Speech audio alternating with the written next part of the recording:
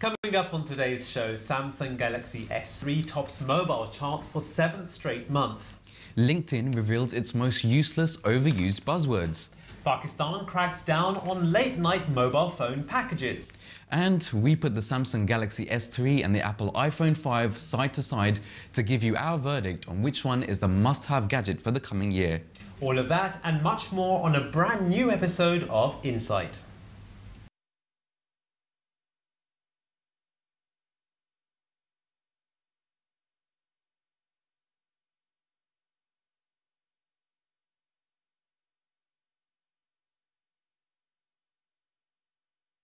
Assalamu alaikum and welcome to Insight, the same show you've been watching in the past, but with all new features and a new co-host.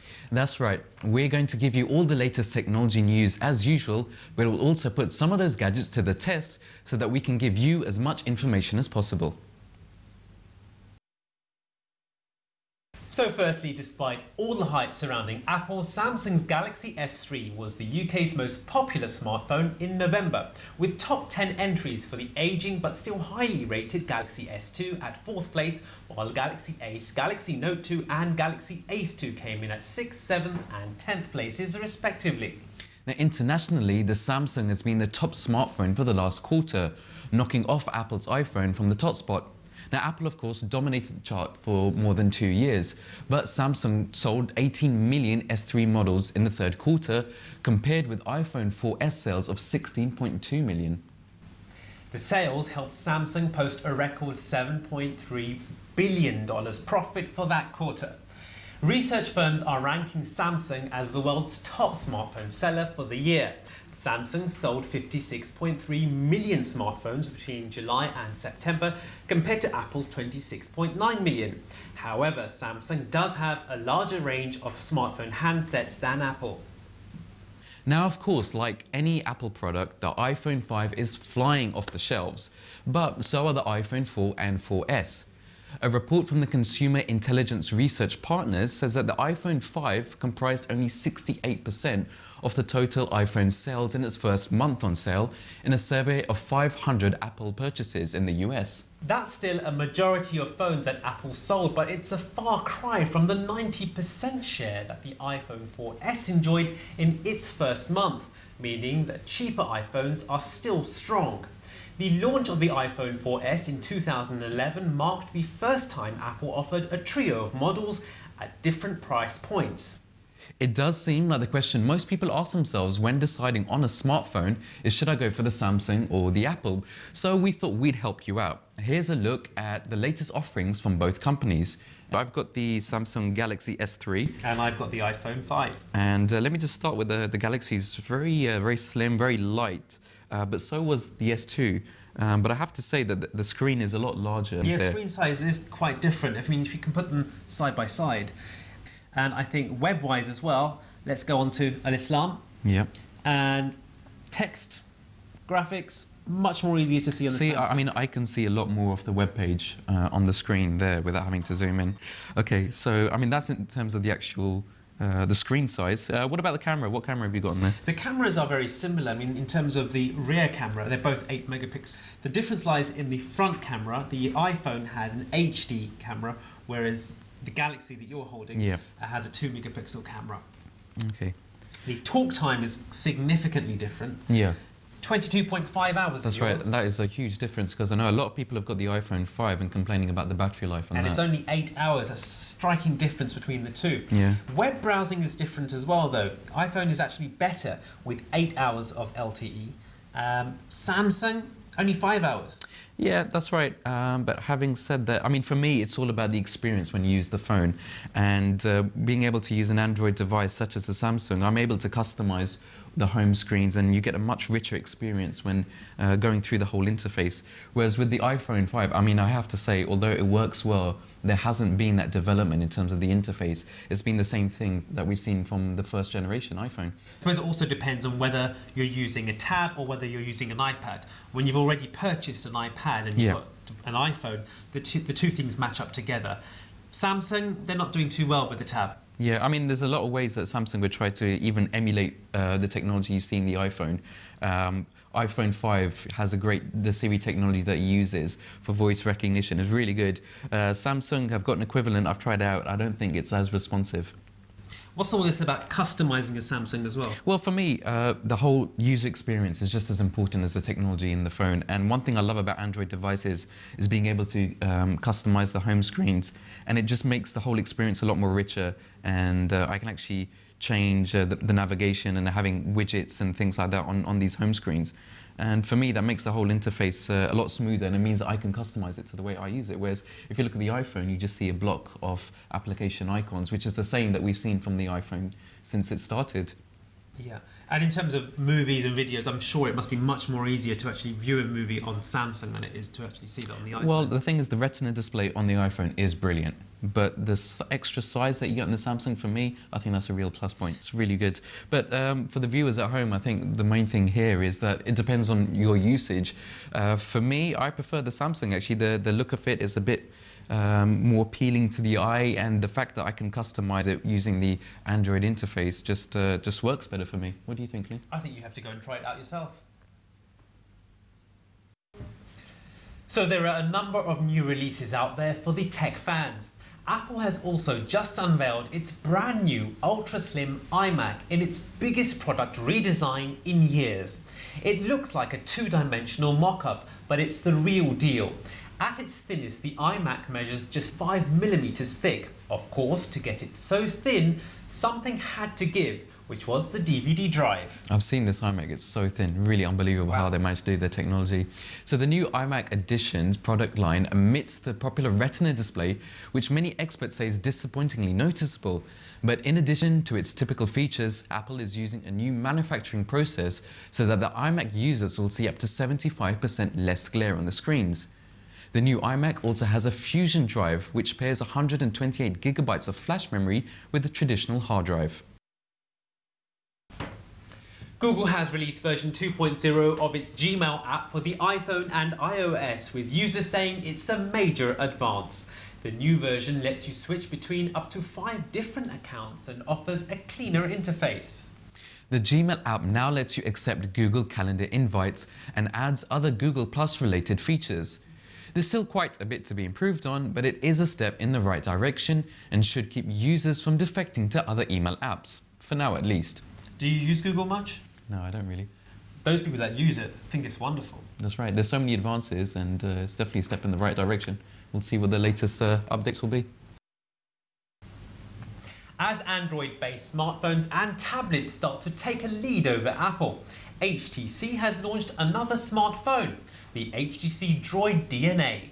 Now, the Droid DNA is a 5-inch smartphone with a 1920 by 1080 display, giving it the same resolution as some of the best HD TV sets in the market, with a pixel density of 440 ppi.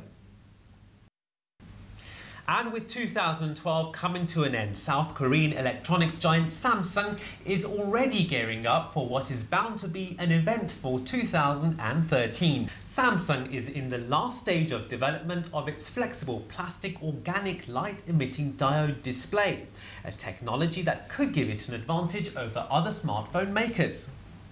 Lighter and more flexible than traditional glass displays, the technology could allow Samsung to make its phones less prone to screen cracking. The advantages from changing from a glass screen is not only that it will make the device lighter and more durable, but also that it will cost less to manufacture. It's always a huge worry whether you're going to drop your phone or something like that, and everyone goes around with these funny covers, so maybe this is the solution. Who knows, it might be the right step. Don't have glass. Text messaging is celebrating its 20th birthday this year. In 1992, the first SMS was sent from Neil Papworth's personal computer to his friend's Orbital 901 handset over the Vodafone GSM network. Text messaging was first deployed commercially a year later in 1993, and after a relatively slow start, it has become one of the most popular ways for people to communicate with each other.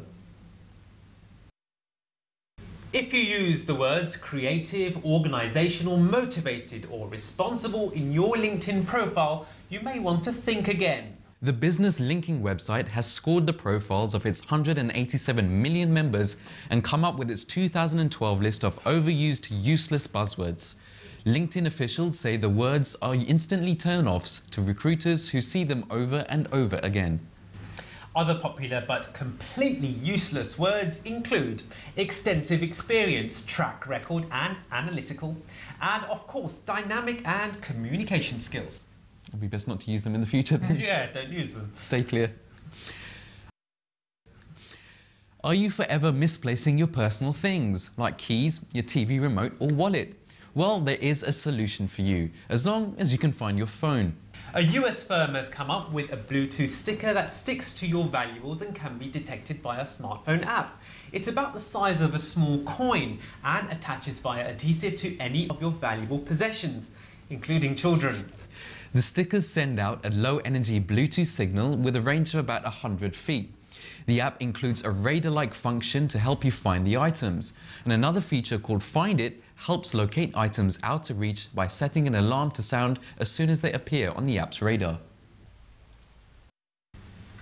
If you're having trouble creating the perfect password for your email accounts, a revolutionary biometric authentication system may be what you need.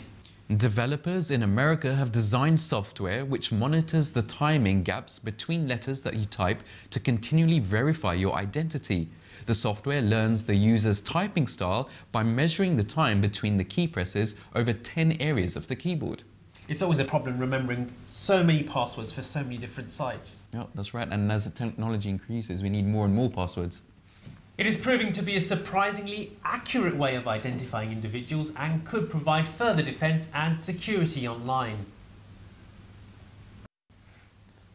In science developments, car giant Volvo is developing no-death cars that drive themselves and are impossible to crash, ready for launch in showrooms within 8 years. The computerized vehicles will be fitted with high-tech sensors and will refuse to be steered into other objects.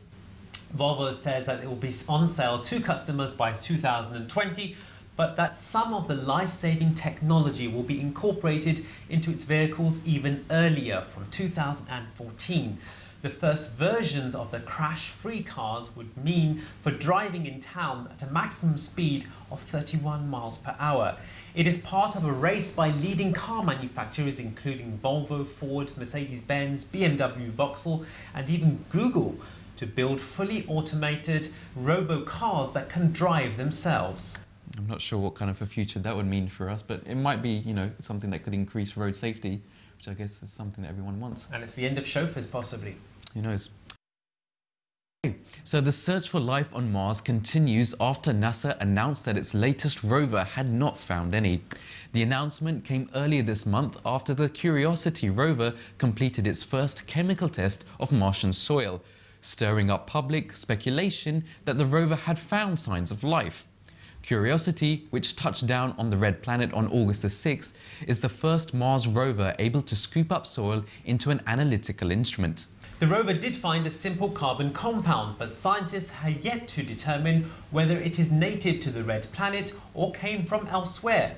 Officials say, however, that exploration doesn't really get into full gear until next year, when Curiosity packs it up and heads to its true scientific destination, the enormous Mount Sharp.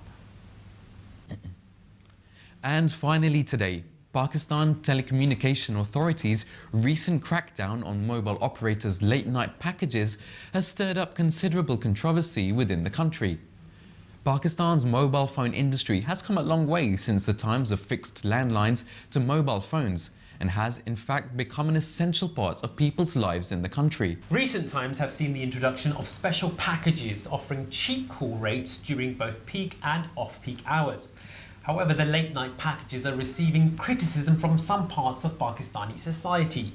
People believe that the trend of the late-night phone calls promote Western culture and is in fact a departure from traditional Pakistani social norms and values. Now, analysts believe that the late-night packages are a significant source of revenue for telecommunication companies, and the ban would hit the consumers as hard as companies themselves, as they would have to pay a higher rate for the same service.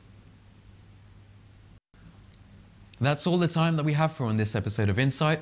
We'll be back in a couple of weeks with more technology news and reviews. We want to hear what you think about the stories and products we've talked about today. Send us your comments to news@mta.tv and we'll share them at our next show. Thanks for joining us. Assalamu alaikum.